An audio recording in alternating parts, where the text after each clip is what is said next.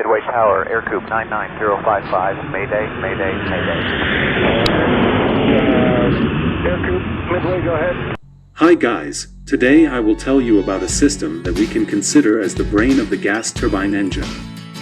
I will try to explain with examples very close to us so that you can understand what this system is for. First of all, most of you are familiar with the ECU, the engine control unit, in our cars.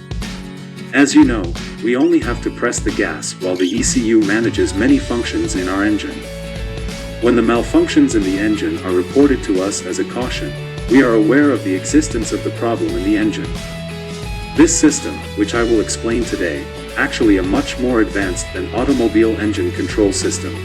Before starting to explain the system with simple examples, let's start by talking about how aircraft engines and systems were managed in the past. Beginning in the years when airplanes were first invented, engine control systems consisted of simple mechanical throttle links physically attached to the engine. By moving the engine throttles, pilots could control fuel flow, thrust, and many other engine parameters. While the pilots were adjusting the speed of the engine with the throttle, changes in the speed of the aircraft, atmospheric pressure, and temperature factors could often have serious negative effects on the performance of the engine due to insensitive mechanical systems. Mechanical and analog control systems, which were developed and started to be used with the increase in the speed and altitude of the aircraft in the following years, could not solve the problem too. Because the mechanical and analog systems did not work with high precision and malfunction frequently due to their nature, the incompatibility between engine speed and atmospheric conditions was causing flight safety to be in danger. While the pilots were struggling with the malfunctions caused by the mechanical systems, they could not concentrate on the flight most of the time. In addition, when the pilots' responses to sudden mechanical failures were often late, were resulting drop aircraft and in the lose of the pilot life. The engines of airplanes continued to be driven entirely by mechanical or analog engine control to the 1960s. Integrateds that emerged at the beginning of the 60s would cause a complete revolution in both industry and aviation, unexpectedly. The electronic circuits that emerged with the invention of the integrateds allowed the rapid development of digital engine control systems in aviation and as a result of were first used in Concorde's Rolls-Royce engines. This situation, which we can also describe as the use of primitive computers in aircrafts, has revolutionized the safety of aircrafts. With the introduction of digital engine systems, which are the first examples of artificial intelligence, in both the military and civil aviation industries, flight safety has increased significantly and especially by reduced the workload of pilots considerably, allowing them to focus more on flying. Digital engine controls are developed over the years, and they are evolved into systems known as FADEC, Full Authority Digital Engine Control, in the 70s. The system we call FADEC is actually the common name of all engine management and detection system parts installed on the engine. This system processes many parameters such as speed, temperature, pressure, and so on, which it receives from the aircraft and the engine, and uses it for the coordinated operation of the engine systems.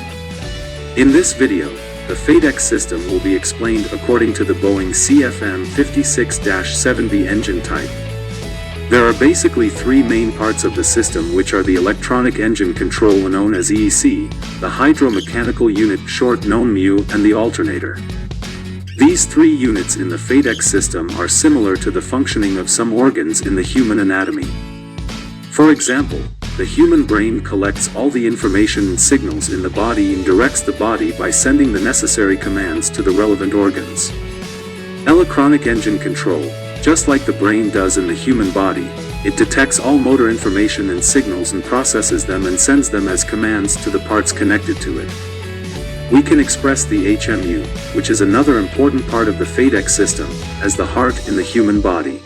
The heart sends the blood to our hands, feet, etc. with the signals it receives from the brain. It pumps our organs and makes them perform their functions. The HMU, on the other hand, sends the fuel to the relevant subparts with the signals it receives from the EEC, allowing them to move mechanically. The alternator, which is the energy source of the FADEC system, ensures the operation of the system with the electrical energy it produces. We can compare this unit to the digestive system that produces energy for our body. For the sensors in the FADEC system, we can say nerve cells under the skin in human body.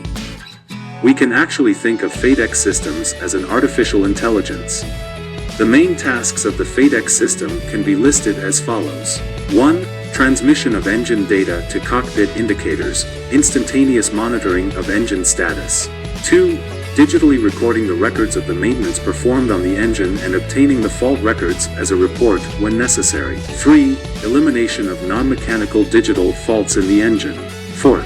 By limiting the fuel entering the engine, ensuring that the N1 and N2 compressors remain within the rotation limits, that is, preventing the overspeed situation. 5. Controlling the engine parameters during aircraft ground running and preventing the engine from exceeding the starting EGT, i.e. exhaust gas temperature limits. 6. Preventing the engine from stalling or surge by controlling the compressor airflow. 7. Ensuring safe operation by keeping turbine clearance within limits. 8. Checking the throttle interlock solenoid. 9. Have a reporting system to help maintenance personnel quickly troubleshoot recorded faults, among its most important duties. All of these mentioned controls are made instantly by the FADEC system. The system is so fast that all parameters are analyzed 70 times per second. The FADEC system manages the engine thrust in 2 different modes, manual and minus automatic thrust. In other words, while the FADEC system performs the mechanical movements given by the pilot in the throttle in normal situations, it automatically manages the engine controls independently of the pilots in extreme situations such as atmospheric condition changes and engine failures that the pilot is not aware of. Most of the time, the pilots are not aware of these changes made by the FADEC system, and sometimes they are processed as a fault record in the display unit's database. In this way, the system can be said to be the biggest assistant of the pilots. Let's take a closer look at the parts of the FADEC system. Perhaps the most important unit within the FADEC system is an electronic engine control (EEC) unit containing 2 identical computers. It is mounted on the EEC fan case. There are 2 separate electronic circuits within the EEC known as Channel A and Channel B. When Channel A is deactivated, Channel B is activated as a backup and the engine continues the operation.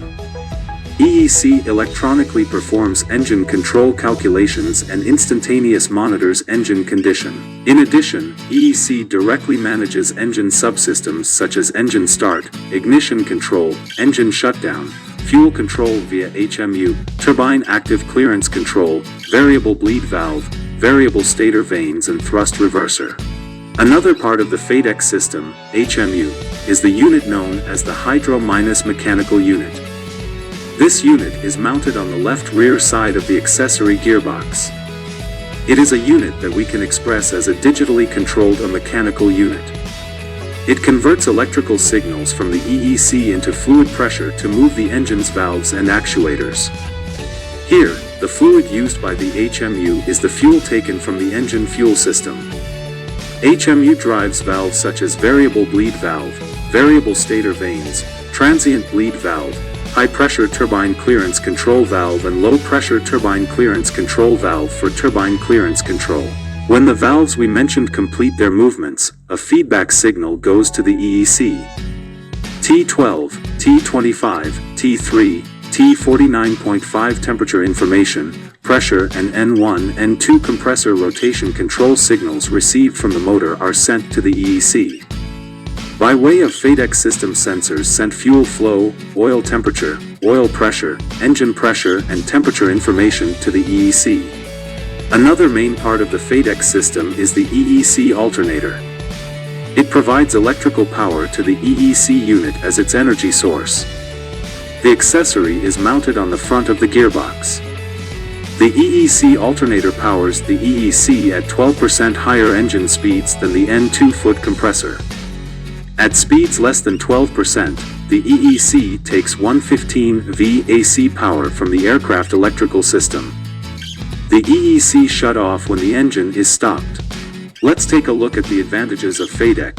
more fuel efficiency by adjusting the fuel according to atmospheric conditions, automatic engine protection against two of the pilot's limit-out operations, more flight safety due to backup system use, smooth engine operation with safe throttle settings, semi-automatic engine start, more coordinated operation of the engine with aircraft systems, long-term monitoring of the engine and diagnosing negativities and taking precautions.